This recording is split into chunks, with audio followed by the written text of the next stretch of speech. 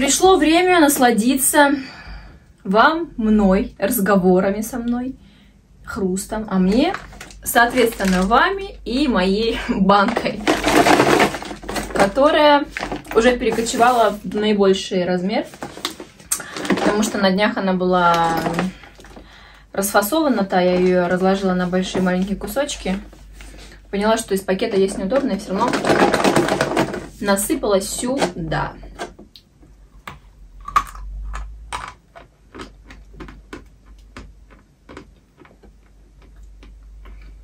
И каждый раз, как первый, сносит голову от вкуса.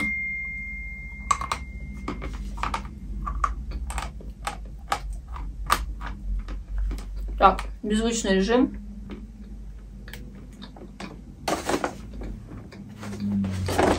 Знаете, о чем я хотела сегодня поговорить?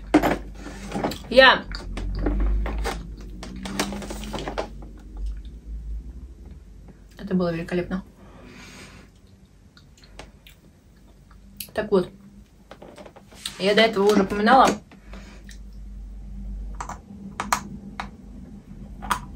даже передними зубами можно его грызть.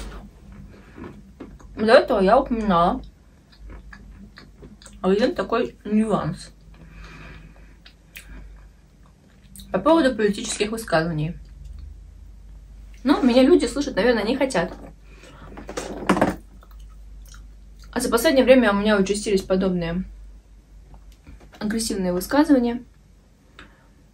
Я, естественно, добавляю сразу блок и на этом продолжаю жить свою прекрасную жизнь. Сочувствую тем людям, которые не имеют такой возможности, хотя жизнь у всех прекрасна. Просто нужно сменить фокус, если вы замечаете только негатив.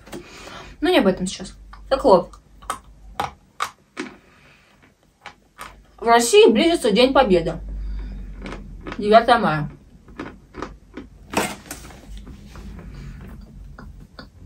Я не знаю, какого возраста меня смотрят люди, аудитория, мои подписчики. Но я готова предположить, что половина из вас точно знает, что такое 9 мая. Неважно, в какой стране вы живете.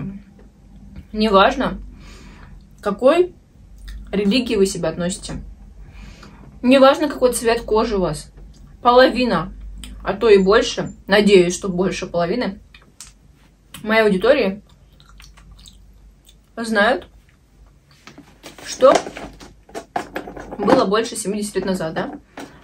Когда фашистская Германия, диктуя определенные свои условия, правила и видение жизни, решила заняться определенным родом деятельности. Я не хочу говорить каких-то громких фраз, кто виноват, что кто пропагандировал. Это факт, исторический факт.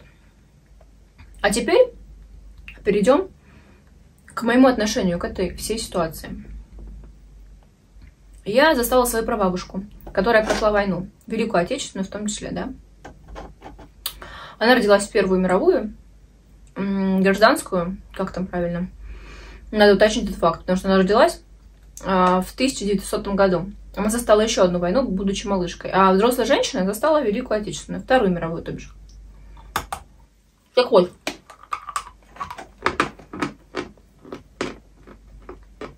В моей голове, в моей памяти хранится достаточное количество историй, невыдуманных, из первых уст моей прабабушки.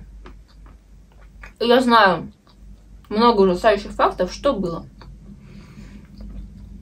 И сейчас, находясь в 21 веке, проживая свою прекраснейшую жизнь, имея практически, наверное, большую часть благ, о которых я мечтаю, я могу сказать свою позицию по этому счету.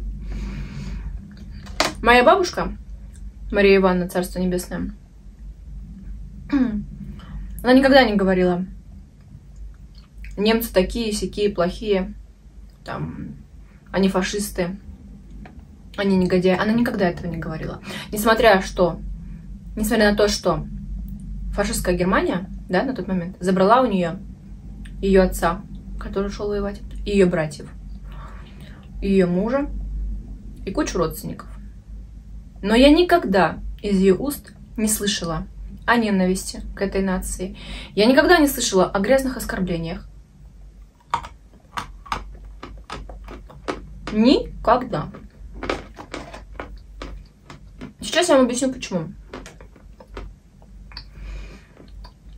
Когда она осталась уже в 42 году без своего супруга, моего прадеда Никиты, меня, кстати, хотели назвать в его честь, думали, что я рожусь мальчиком. А не знаю, в то время было или не было, но ждали Никиту, как бы. Перед вами сидит Никита, только в женском исполнении, да, зовут меня Екатерина, но тем не менее.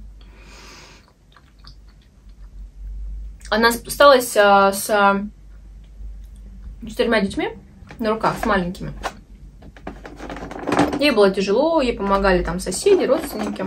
Кто-то, наоборот, не помогал. Так вот. И в деревню пришли немцы. В ту деревню, в которой я периодически бываю, и там транслирую в своем инстаграме, телеграме. Оттуда у меня есть видео, где я грызу мел беременная.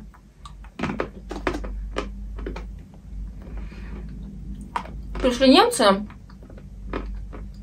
и со всех дорог необходимо, им нужно было собрать пропитание. Забирали скот, забирали кур. Это война, ребят, да? И там не приходят пожать руку и говорят, пожалуйста, дайте. Это военное время, мы все об этом прекрасно знаем. Помимо продовольствия, немцев вселили прямо в домах этих людей. В доме, вот на котором сейчас у меня стоит дом, получается, новый, вот в то время там старый домик стоял, в котором проживала моя прабабушка, и ее дети, моя бабушка, да, которая сейчас занимается периодически моими детьми, они должны были приютить этих немцев, кормить их, уважительно к ним относиться. Потому что армия зашла в Курскую область, в Курск. Ну, соответственно, тут как бы, что могут женщины? Никто же не пойдет рисковать там, не знаю, непонятно чем. Пришли, значит, соответственно, нужно обхаживать.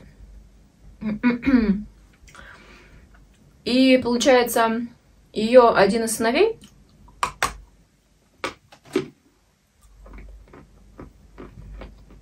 он, получается, мне двоюродный дедушка как-то, ну, неважно, в общем. Мой тоже родственник, скажем так.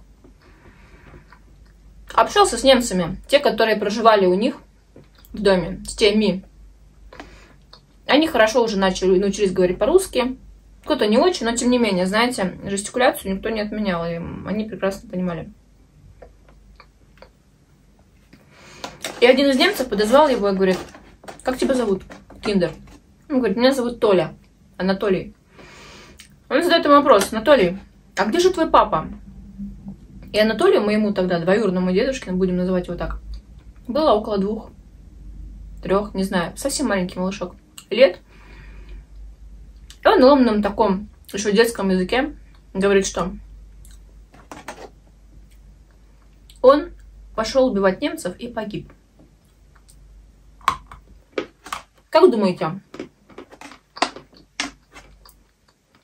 человеку, у которым у него состоялся диалог, было приятно это слышать? Я не думаю. Мог ли он рассердиться на маленького мальчика? Мог. Мог ли он сделать ему все, что угодно? Мог.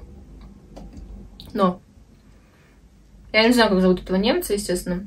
Этот военный сказал, Киндер, ты никогда больше такого не говори. Даже если это правда, и твой папа воюет сейчас, шел на фронт, ни при каких условиях, видя немцев, ты такое говорить не должен. Тебя за это могут убить. А теперь я подведу вас коротко к отношению моему к людям другой нации, другой крови, другого цвета кожи, другой веры. На примере своей, опять-таки, да, из моей семьи, жизненной ситуации. Так какое у вас отношение, на чьей стороне? Катя, как вы, что вы знаете, вы не знаете? Как я могу не знать? Я нахожусь за 150 километров от границы с Украиной. Как я могу не знать?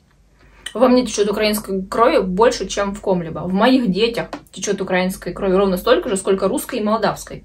В моем муже течет крови украинской больше, чем молдавской и русской, по факту. Как я могу этого не знать? Это глупый вопрос. Но то, что я не хочу это обсуждать, лишь только потому, что люди все равно найдут до чего докопаться, ты все равно не будешь для всех хорош. Я, конечно, не пытаюсь быть для всех хорошей, но, однако, я не хочу устраивать какие-то дебаты. Дебаты на моем канале, это, да, как бы там не канал политический далеко.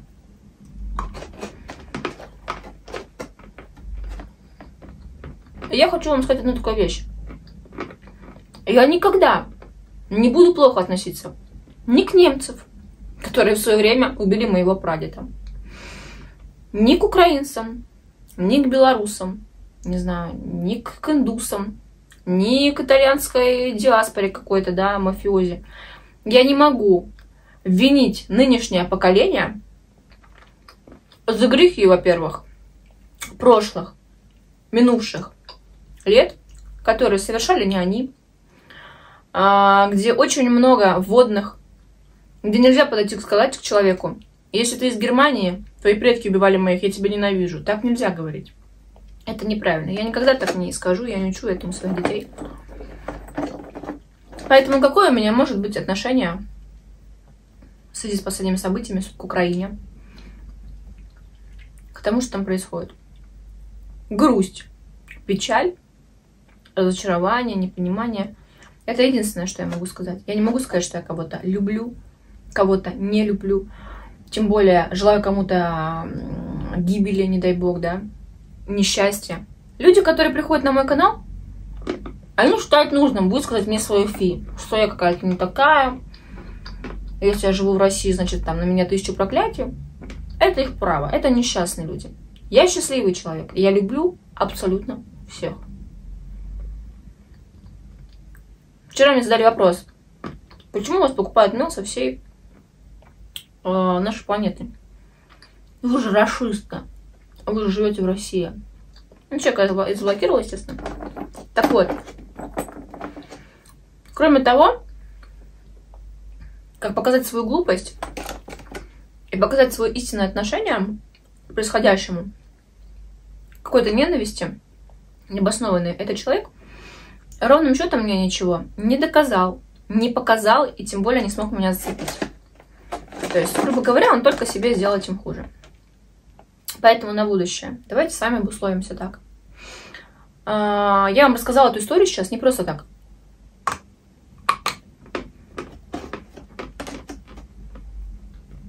Я принимала заказы и буду принимать из той же Германии. У меня огромное количество там постоянных клиентов, наидобрейших людей, которые, когда только началось все на Украине, писали мне: все для меня хорошо, как моя семья, как мои дети. По какому праву я буду их не любить? Другой вопрос. По свежим следам военным. За последний месяц ко мне в клиенты, наверное, на 40 прибавилось людей из Молдавии, Германии, заказов. Но проживающих там уже ни молдаван, ни немцев, там, ни поляков, так кто из Польши пишет, а украинцев, которые бегут туда в связи с тем, что на территории их государства происходят ужасные события. Мне никто не написал: вы такая какая-то неподходящая, вы неугодны. Никто не выразил мне какого-то даже малейшего оскорбления. Вчера очередной диалог в голосовых сообщениях с одной из женщин, которая, Юлия, если будете смотреть, я говорю про вас, которая покинула территорию Украины, находится сейчас в Германии. Мы обсудили о том, что это никому не нужно. Все мы люди, здравомыслящие люди, я подчеркиваю, есть там уникальные существа, но мы не о них, которые понимают, что жизнь прекрасна, наши дети достойны жизни, мы достойны жить в мире, в любви и проживать самую прекрасную жизнь. И я лишний раз хочу поблагодарить вот этих моих здравомыслящих подписчиков, моих зрителей, которые принимают такую сторону. И сказать им спасибо, самое главное, знаете за что?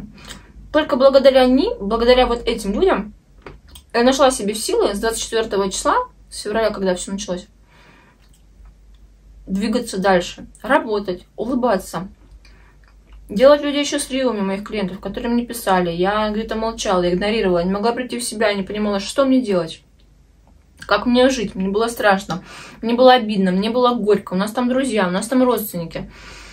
У нас расстались семьи, потому что кто-то забежал в Германию, в ту же самую, мужчин не пускают, да, из Украины.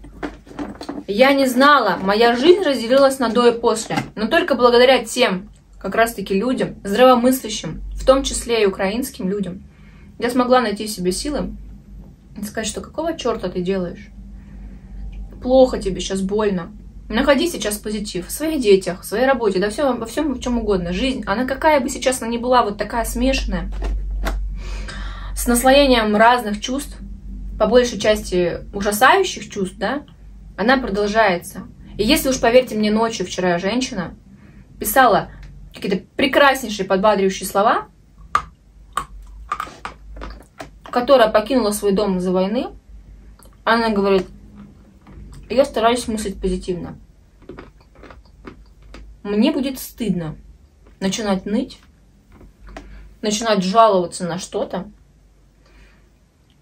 рассуждать вообще о тяжбах в жизни, когда я слышу такие вообще существенно важные слова от человека, который лишился в моменте многого и строит сейчас новую жизнь. Поэтому, ребята, давайте будем оставаться до конца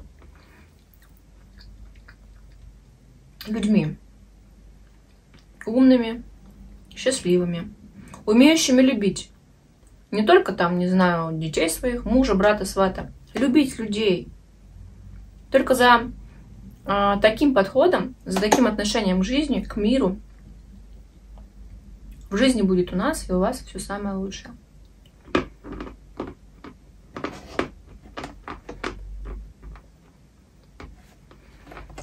Я не знаю, что можно еще добавить после моего вот этого рассказа, после моей этой черты. Но я должна была высказаться.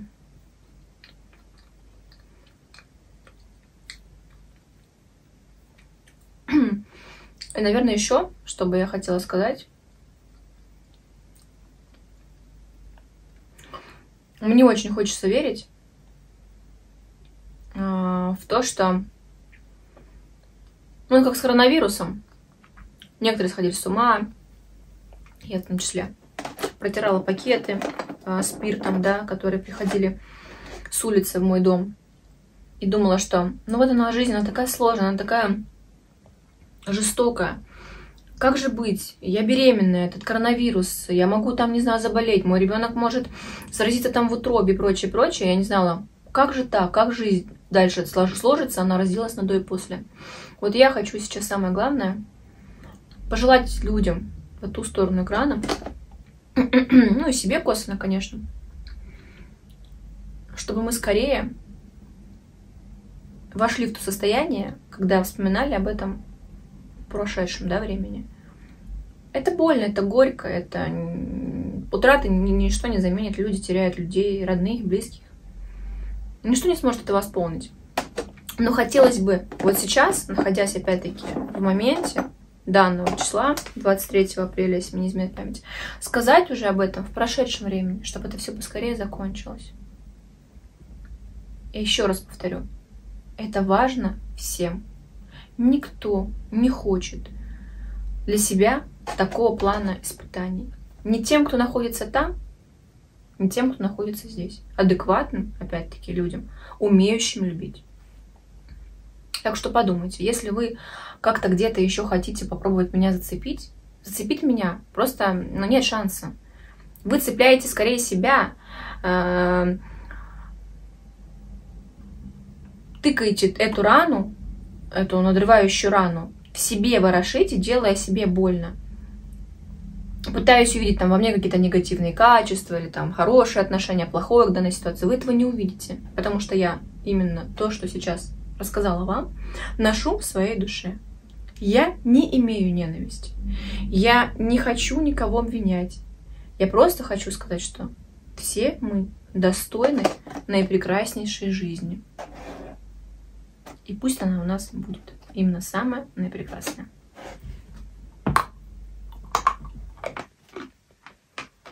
Последний кусок, я уже наелась, заговорилась, что даже не контролировала, сколько я ем. Ой-ой-ой-ой.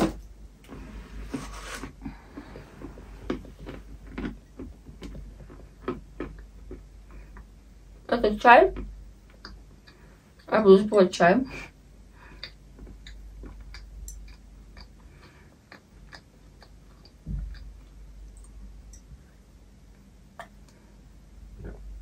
Это Катюша мне вместе с блинами передавала, которые ездили в Орловскую область на ее склад. Свои чаи, она сама лично собирает их, а занимается сбором трав. И этот чай я пью раза 4 в день. Просто там травки, не знаю, видно вам, не видно, заваренные. И мне нравится без сахара, просто вот наслаждаться чаем и вкусом трав. Я решила совместить наслаждаться мелом и запивать чаем и наслаждаться.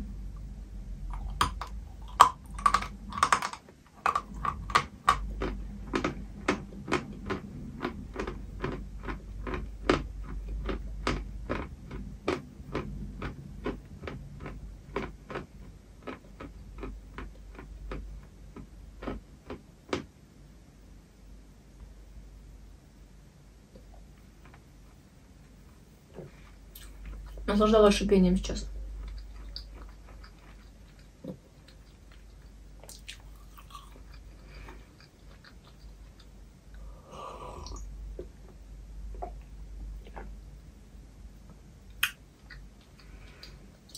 Вы слышите, какая оглушающая тишина? Муж уехал в Москву на свадьбу. Дети у мужа мамы. Господи, я даже волосы могу перебирать, и можно слышать их шелест, без криков, без визгов.